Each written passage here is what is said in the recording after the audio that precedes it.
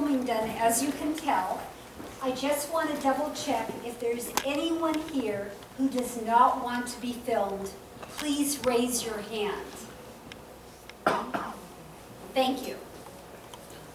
Second, I would like you to please welcome Supervisor Gordon Marr. He is the supervisor for this district. Thank you very much, Mr. Marr, for coming.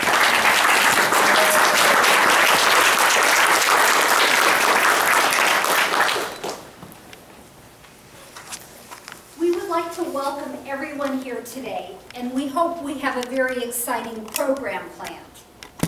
First, I would like to ask all first-generation Shanghailanders to stand. This is anyone who lived in Shanghai.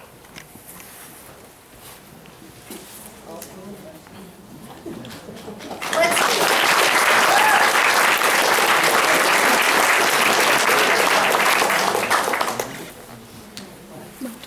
Now, will all second-generation Shanghailanders please stand?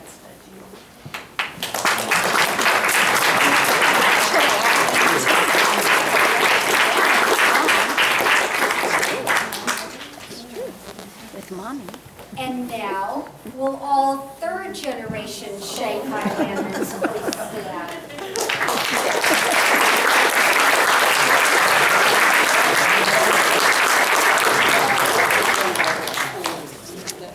And do we have any fourth generation?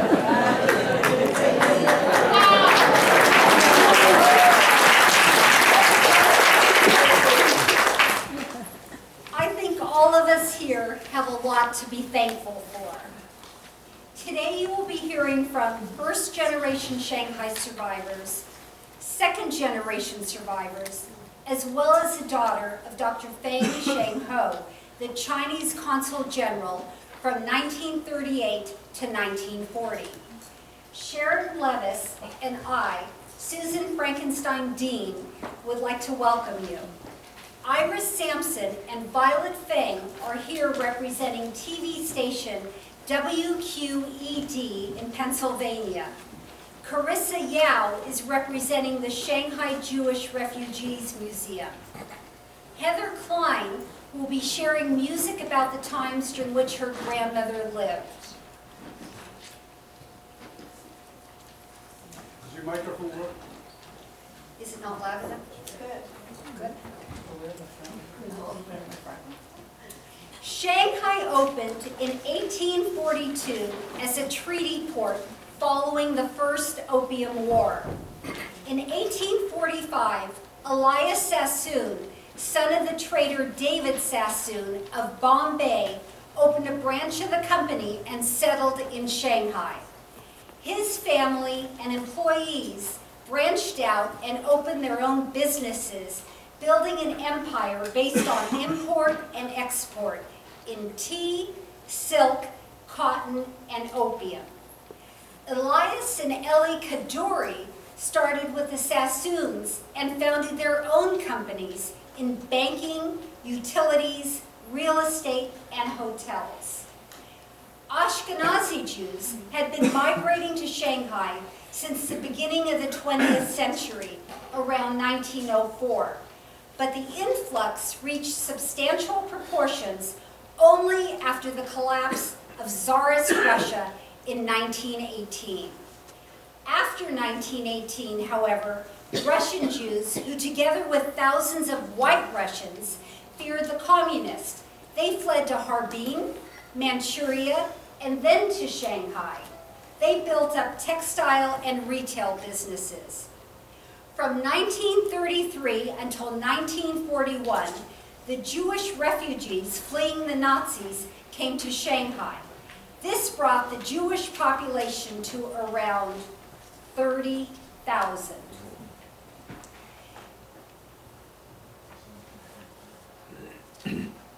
Now I would like you to please welcome Ms. Carissa Yao from the Shanghai Jewish Refugees Museum.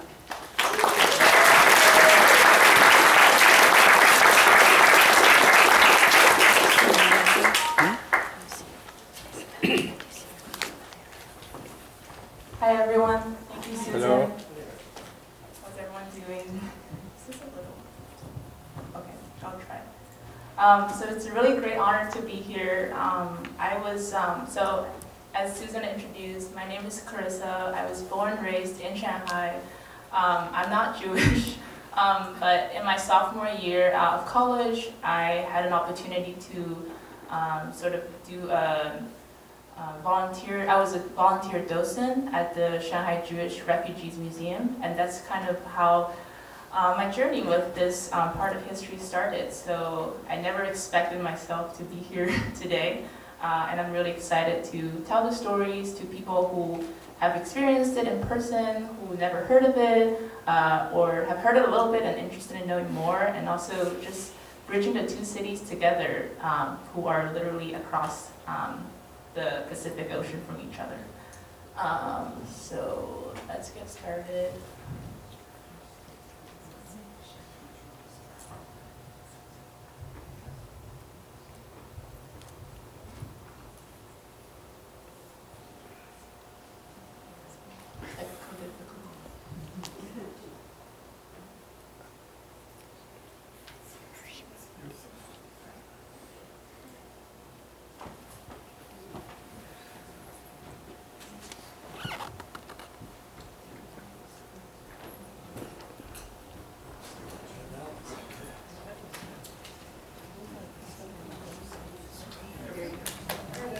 Oh, yay. So, yeah, my title is Remembering History, but also carry on the Jewish past of Shanghai through the museum. So first, Susan already introduced the history, so I don't want to repeat myself. But basically, the Jews had been in China since as early as the 8th century. So they were doing businesses. They were there for a long time. But the modern time started around the 1920s and 30s. So the first wave of Jews were Sephardic Jews. They came from places like India, so they came to Shanghai to do businesses. They actually built a lot of the famous architecture now in Shanghai. And the second wave are the Ashkenazi Jews. They came from Russia because they wanted to flee the Russian revolutions and civil wars that was going on around the time. And then Jews were, in general, they felt really welcome. They felt really culturally accepted because a lot of the values like families and just friendliness are very common among the two cultures.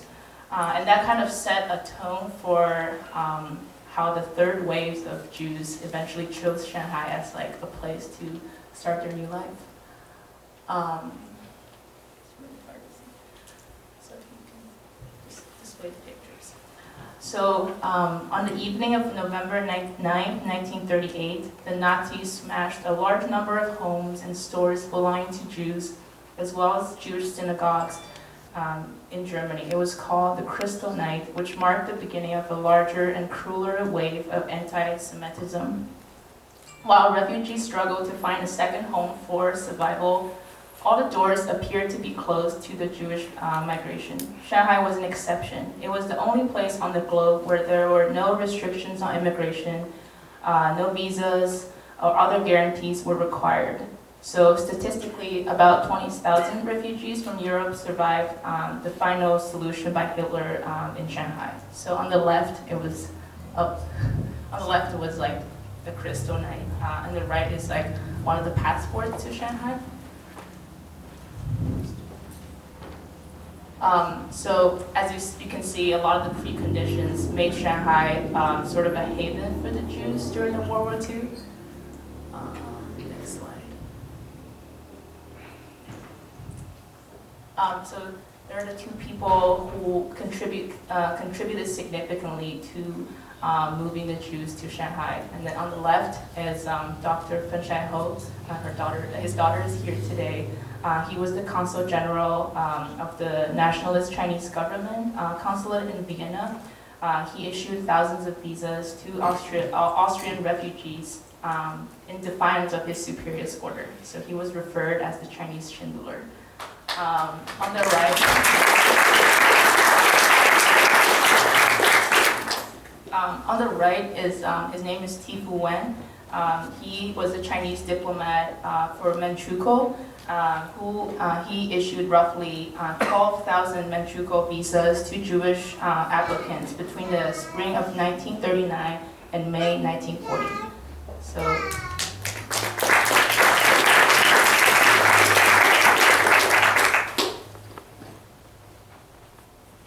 So because of the help of a lot of great people and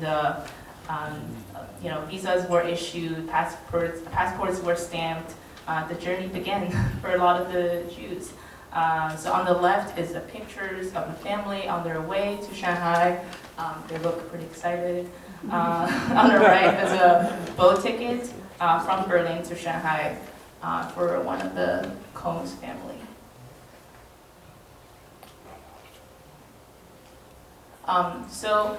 Actually, contrary to a lot of people's kind of common beliefs, Shanghai was a very vibrant city in the early 20th century. It was basically like London or New York or Paris. There was shopping, theater, education, young people dancing in nightclubs. It was a very vibrant place. Actually, I have a quote from one of the refugees. His name is Gary Masdorf. He said, "One of the favorite places in Shanghai was a dance hall and the Went-On department store. Up on the top floor, there was a dance floor, big band." So it was a lot of fun. And then, a lot of the Jewish refugees who moved to Shanghai, they were young, they were in their 20s and maybe early 30s, or even like in their teens. So they were kind of enjoying the new life they started in Shanghai. So there are some kind of pictures depicting the vibrant life. But Shanghai was not without its problems. By 1937, Japan invaded China, and with Japanese control, there came more restrictions on the Jews in Shanghai, as well as an end to kind of the flows of money, majorly from American organizations. So by 1943, the majority of the Jews in the city, they were forced into this restricted sector. So on the left, it was like a caricature about Japanese invading Shanghai, and then on the right is the map for, the people call it ghetto, because it was like not as prosperous as before. And if you move forward, they call it like sector for the stateless refugees in the district. So the area eventually became the Shanghai ghetto. So despite kind of the rough condition, many of the locals in Shanghai, even though they were kind of living a hard life themselves too, they welcomed their new neighbors and shared the little they had, which are like housing, medical care, or just like simple kindness. Gradually, Jewish refugees began to create new lives in their new country, and they started starting their own business. So a lot of them opened like butcheries, restaurants, delis, synagogues. So they kind of started their own little Vienna in Shanghai. So next one. Oh. Yeah, so I was told that the painting on the right is somewhere in the synagogue. Oh, there we go. So you can see it's kind of just, there's Golden Gate Bridge, so directly says the relationship between the two cities. On the left was just like people departing for Shanghai on their boat. So I'm here to represent the Shanghai Refugees Jewish Museum, which a lot of people probably have never heard that there is a museum in Shanghai. When I first started working there, I was also pleasantly surprised, both about the museum and the history. So I just want to kind of talk more about the museum today.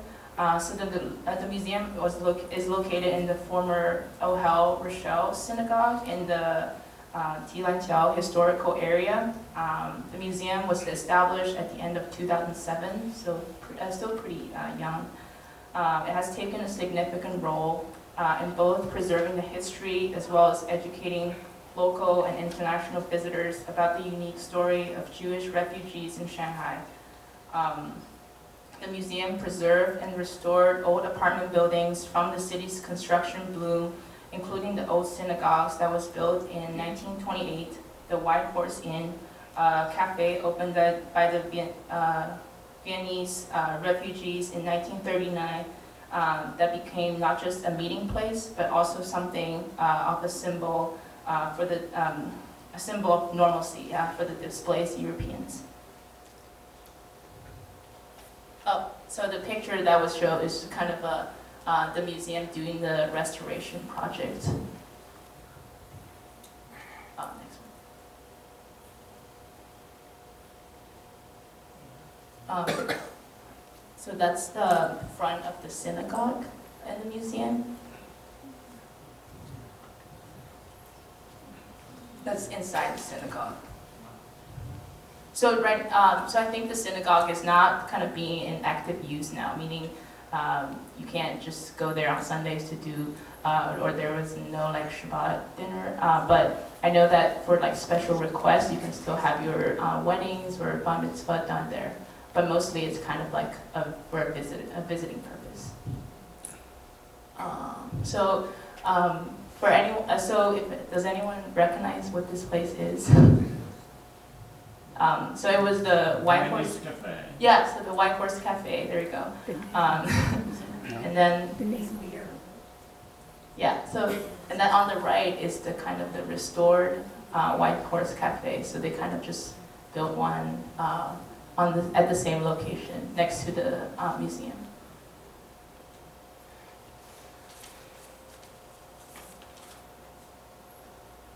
So these are some pictures inside the exhibition hall.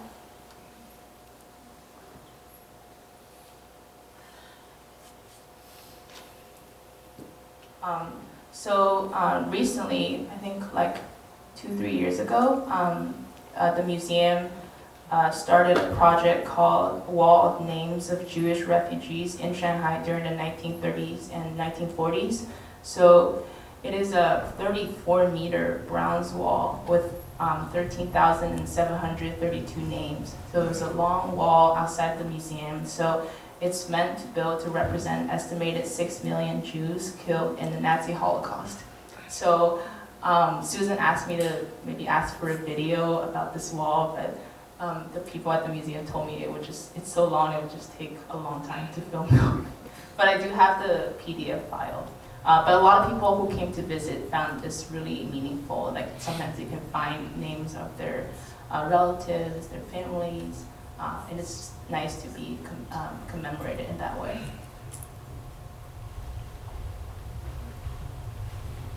So besides the museum, there are a lot of like really interesting, lovely stories that kind of happened between the museum and the refugees. So I just want to, because we have the time limit, I just want to kind of introduce a few of them.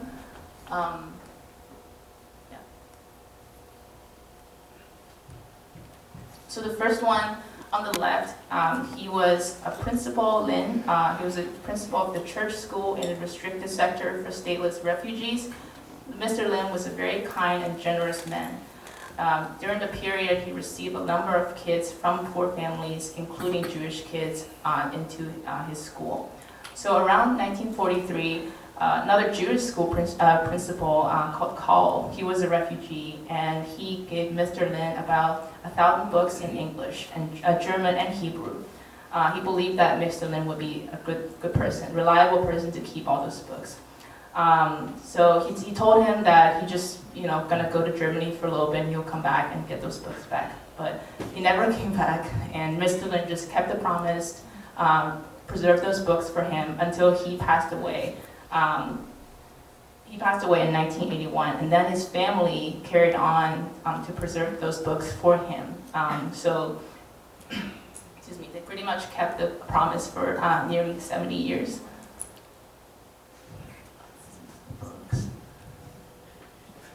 So the next one is actually a very famous, he's a famous psychedelic artist, Peter Max. He was also, he was a little boy when he lived in Shanghai. So his story, his affection for art started when he was in Shanghai. So there was sort of like a nanny figure in his neighborhood who like inspired him to, just draw, do arts, express himself through painting or sketching. So eventually, in 1948, Peter had to leave Shanghai with his family. He kept crying on the ship. He was reluctant to leave. And then he went to Israel and France, eventually settled down in the United States. He lost contact with his, he called it Ama, that kind of stands for more like mom, granny. And then he left. Ever since he left, he always wanted to come back to Shanghai to reunite, but unfortunately they never got to meet again after he came back. But he, that was him drawing kind of the Ama in his memory at the museum.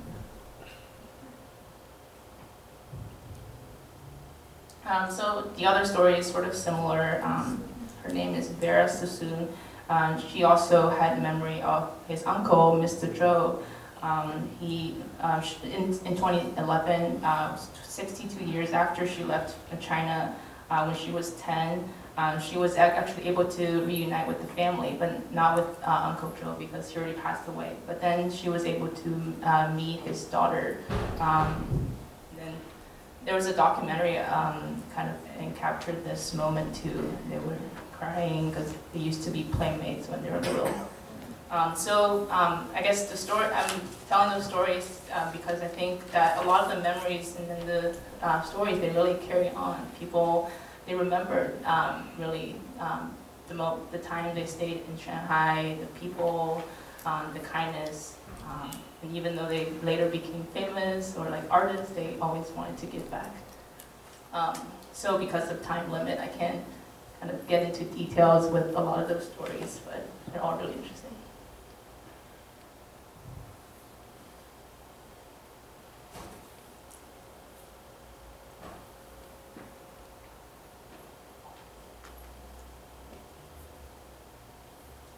So these are just two statues that were displayed in the museum. On the left is the Austrian Jewish doctor Jacob Rosenfeld. He had a long history kind of working in the Chinese army, so they're always kind of like seen as a symbol of Jewish-Chinese friendship. And on the right is the Consul General Ho, because he issued so many visas. He was really considered as a hero in the museum. So the last part I was talk about just kind of like our effort in collecting the artifacts, because like I mentioned, the museum was open in 2007, and we really don't have a lot of connection. We really didn't have a lot of connections to, in terms of like where to collect all those artifacts. So the museum has taken a great effort, mostly through kind of touring exhibitions or like events like this, to actually get in touch with former refugees to see if there's anything that they're willing to donate. So the next couple of slides are just like pictures of the curator. He went to different places to meet with the donors, and then they were able to donate. Look back. Donate artifacts. So I want to encourage you guys, if you have anything that you know that you're willing to donate to the museum, please don't hesitate to kind of get in touch with me. So the last part is kind of just more about the touring exhibits that I was talking about, because the museum really had a mission to tell the stories well and to spread kind of the spirit of love and compassion, especially nowadays. It seems like the things that we really lack in this world. So we just kind of want to tell those stories over and over again. So this map kind of showed up how gradually Shanghai Jewish Refugees Museum was able to build up connections with different Jewish organizations, museums, and former Jewish refugees to collect a great number of photos, original objects, and personal accounts. So it was kind of like all around in Israel in 2012, the United States, including New York, Chicago, Los Angeles, DC, and places in Europe like Austria in the past about 5 years. So this picture was an exhibition called Jewish Refugees in Shanghai. It was co-sponsored by Shanghai Jewish Refugees Museum and the Ministry of Culture, Sports, and Media of Hamburg. And it was open at Museum of Hamburg History Museum of Hamburg. And this one was when in 2014, the Jewish refugees, the exhibition called The Jewish Refugees in Shanghai was open in DC on the Capitol Hill. And this one is actually pretty recent. It was in March in 2019. There was a kind of similar exhibit in Brooklyn Public Library.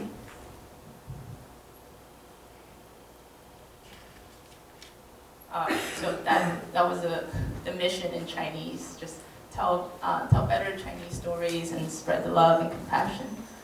Yeah,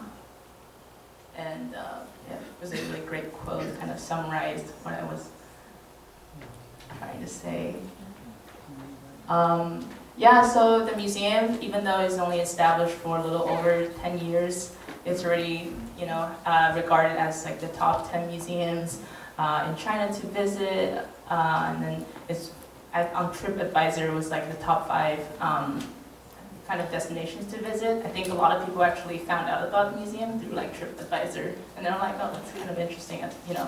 Aside from all the skyscrapers in Shanghai you can visit, there's actually somewhere with like rich history.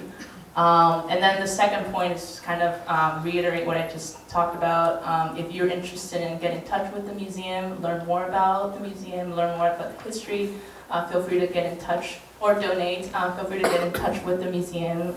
There's email, and my email was listed somewhere too, so feel free to get in touch. That's it.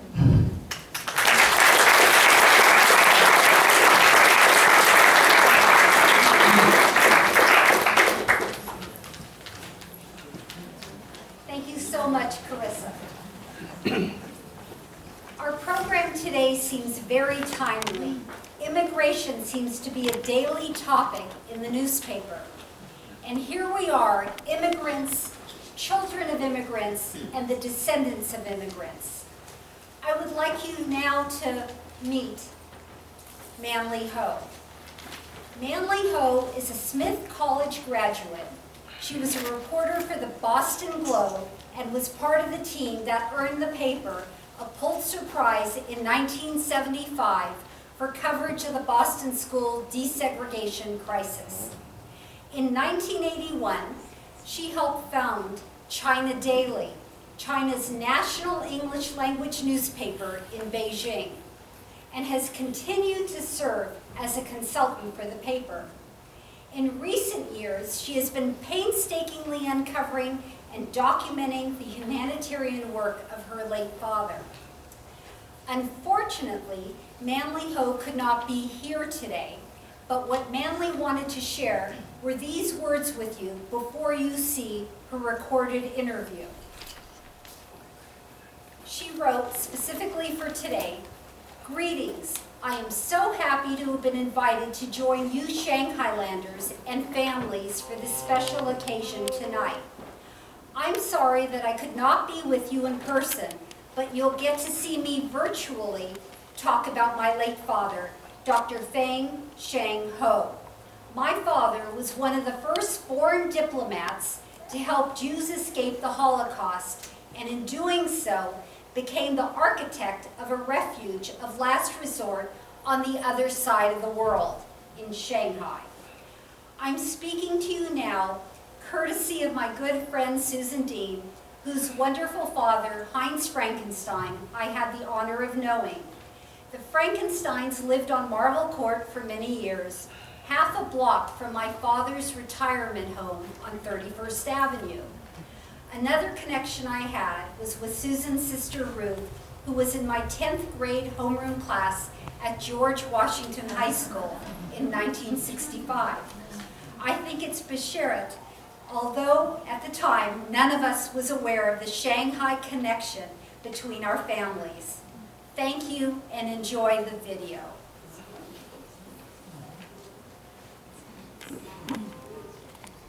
My father father was a Chinese diplomat who was stationed in Vienna, Austria at the time that Nazi Germany merged with Austria in March 1938. When he was alive, he rarely spoke about his tenure as the Chinese Consul General in Vienna. My family and I knew very little, other than the two